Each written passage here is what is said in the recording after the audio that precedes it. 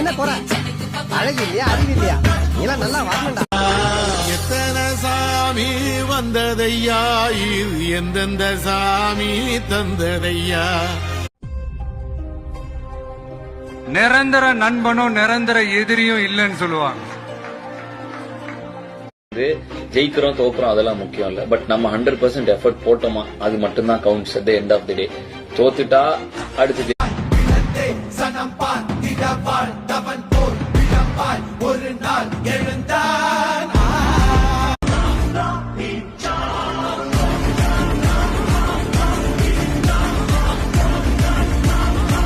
வெறி எதுல வரணும் அப்படின்னா, இவ்வளவு பேர் நம்மளை அவமானப்படுத்தினாங்களே, இவ்வளவு பேர் நம்மளை அசிங்கப்படுத்தினாங்களே, இவ்வளவு பேர் நம்மளை விமர்சனத்துக்கு உள்ளாக்குனாங்களே, நாம நண்பா எவன் வந்தாலும் அலற விட்டு கெத்த கட்டணுண்டா, கையில தான் நீ பிடிச்சாலே பிரச்சனை தீராதே.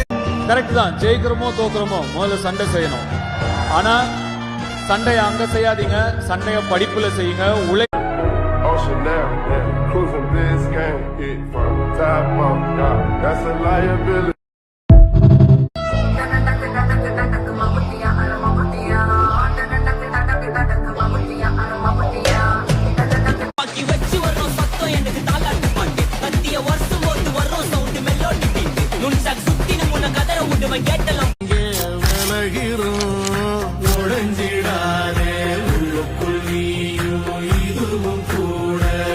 என் மைண்ட்ல எல்லாம் என்ன ஓடுதுன்னா, இதே கோடம்பாக்கம் ரோட்ல ஃபாரின் வண்டி எடுத்துக்கிட்டு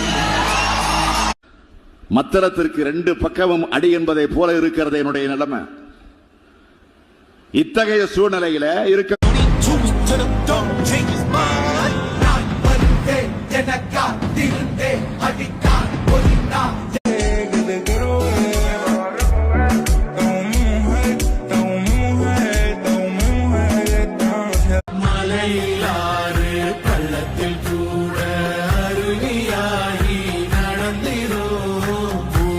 தோற்றுவோமோன்னு எல்லாருக்குள்ளயும் ஒரு பயம் இருக்குல்ல, அந்த பயம் எப்ப இவன் ஜெயிச்சிருவானோன்னு மத்தவனுக்கு மாறுதோ அதுதான் உண்மையான கல்ச்சர்.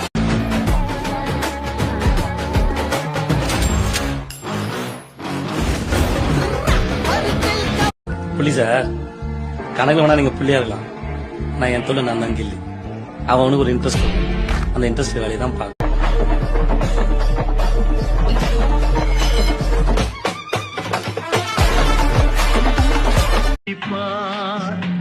எதிர்காலம் வரும், என் கடமை வரும், இந்த கூட்டத்தின் ஆட்ட